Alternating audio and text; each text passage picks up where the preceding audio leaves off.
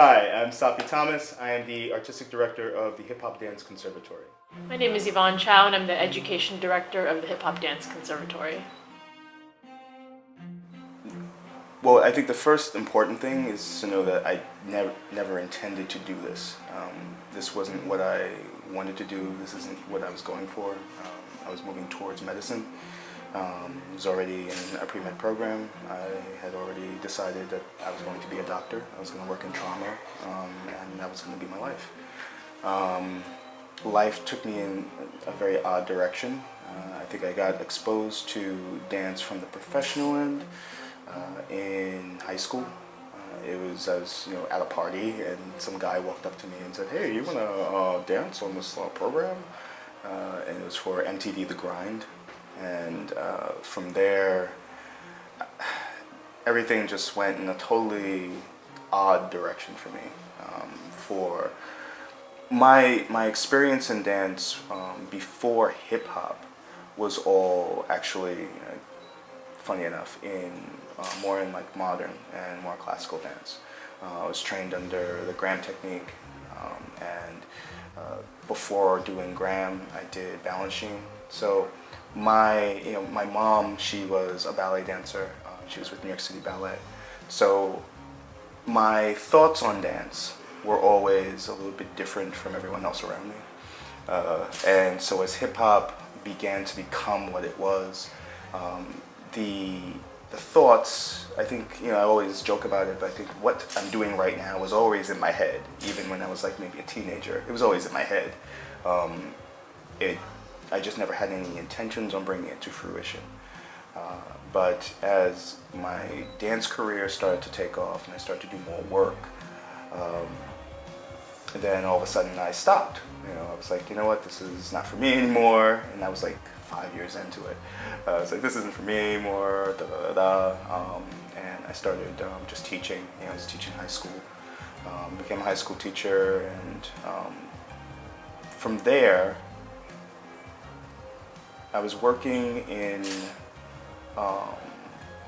Harlem, and I was looking around and I saw that the kids did not have any type of activities, especially there were no dance programs or anything like that. And so I was like, I created this program that was a community-based program, all out of pocket. At the time I had money, so I was like, yeah, let me spend it. So we put together a group of, I walked around to all the neighboring projects, and walked door to door and say, hey, would your kid want to dance? And surprisingly enough, I got very negative responses when because I was walking around, I'm in my like suit and tie, and I'm like, they must have thought I was a Jehovah's Witness or something. I'm like, hey, your kid want to do some dance, and they're looking at me like, who is this guy? But sure enough, we started off with 2 dancers, 2 kids that came down, and then from 2 it spread to about 50, and then from 50 we became 150, and that was somewhere around like 94, 95, somewhere around there, and then from there the program itself started to morph. From being just a community, organization, and then we started an entertainment company, and that just happened again off of a fluke. It was not intentional.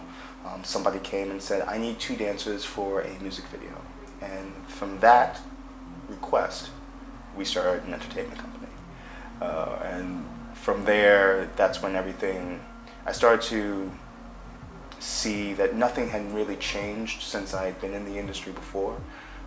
And actually it had gotten worse in that there is a level of misogyny and ignorance that exists within the industry. And there's a high level of exploitation, especially when it comes to women in dance. My organization has pretty much always been like 90% female. And at the time that angered me that this is the way dancers were being treated. And so from there, I the mission of the entertainment company was to confute the stigma that was being created for women within the industry.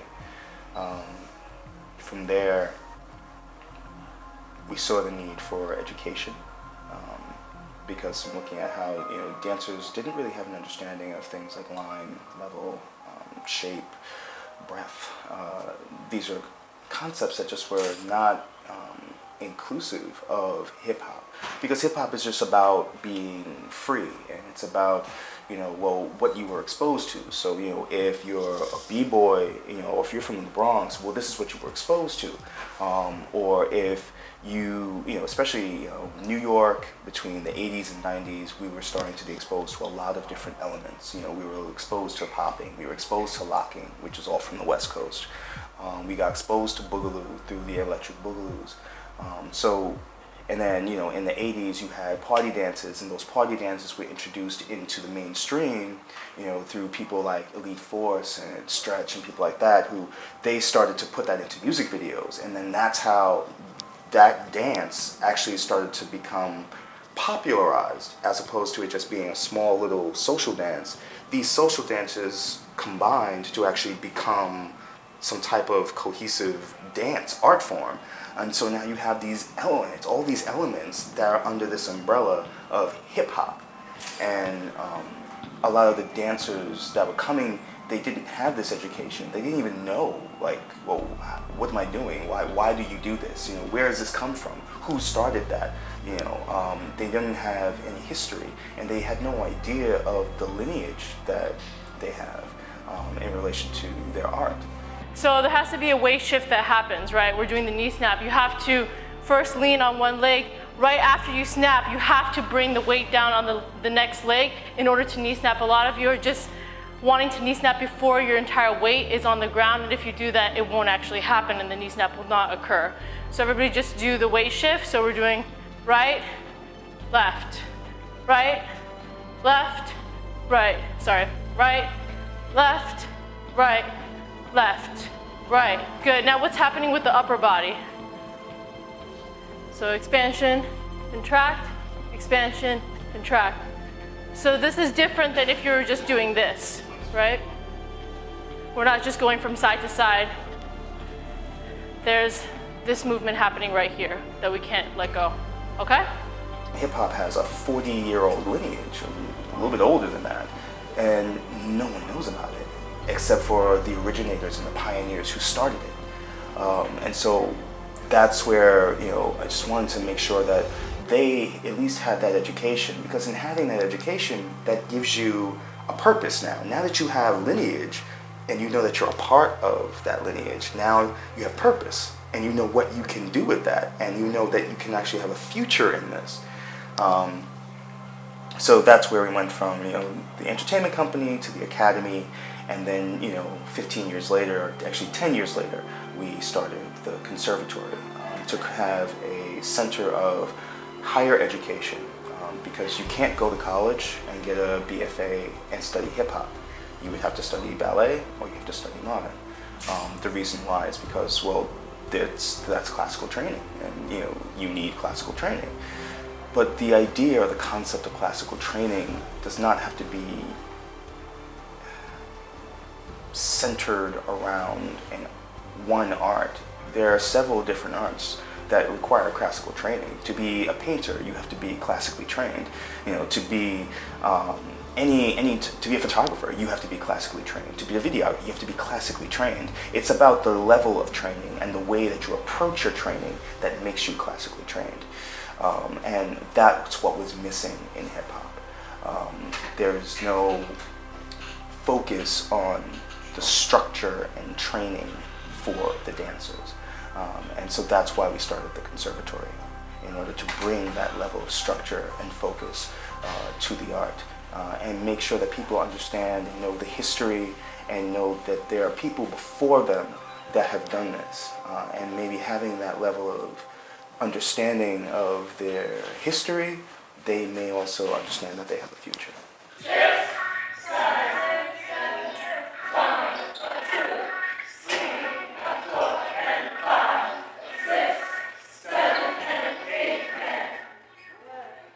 give yourselves a hand. That comes from two things. Like what we now see in like the dance studios is part interpretation, and then there's also that lack of standard that's out there. You don't have to have any type of, like right now, the standard to be a teacher of hip hop in a dance studio is, well, what music videos have you done? What artist? What was the last artist that you worked with?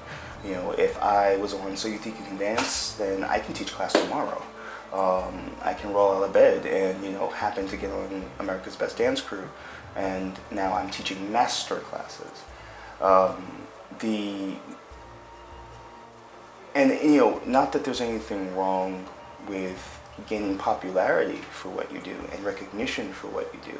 However, that creates this lack of standard in the art, and people aren't thinking about the art in general. They're just thinking about egocentrically about themselves. And then they make this approach, and their approach is, let's have no approach at all. And then you've got people who have ignored everything that happened before them. They don't understand that there are elements to hip hop.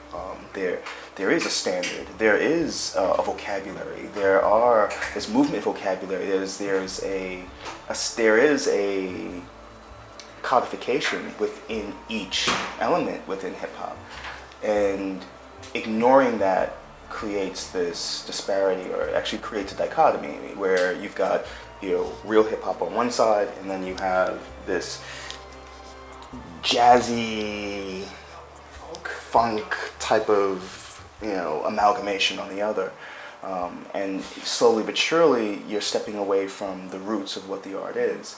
And I mean, I say it all the time, the reason why ballet has lasted over 400 years is because there's always been a sense of structure and codification and holding on to that history and making sure that everyone understands what they are doing. And so you know what the movement is, and you know why the movement is there, and you also understand, you know, the codification of the art. And through that codification, once you've got that basic structure, then your creativity is not in ignoring the structure, but in creating something new from the structure. And that's what makes the art evolve. Ballet 300 years ago is not ballet today, and ballet 100 years from now, or 50 years from now, or even a decade from now, is not going to be the ballet it is today. And it's the same thing with hip hop. But before hip hop can do that, it has to be taught from its foundations. You know, popping, locking, party dance, boogaloo, breaking, which is, you know, the culmination of what hip hop started with. Hip hop started with breaking, or what people call break dance. Well, it's either you got b-boys, you got b-girls, or the style itself would be breaking. And break dance was just, that's like the way the media termed it, but that's not what it is. You're either a b-boy or you're a b-girl, and you know, we call ourselves breakers. We're not saying, you know, we don't call ourselves break dancers. We just call ourselves breakers. Breaking has a lot of, you know, it's highly codified. Every movement has a name. Every movement has a lineage. Every movement has its specialization as well, and, you know, different ways that different people from different parts of New York did it. Or even people from different sides of the Bronx. You have, you know, styles that came out of the South Bronx. You have styles that came out of the West Bronx. You've got, you know, styles that came from, you know, all over the place. So you have this whole diaspora that's centered around hip hop.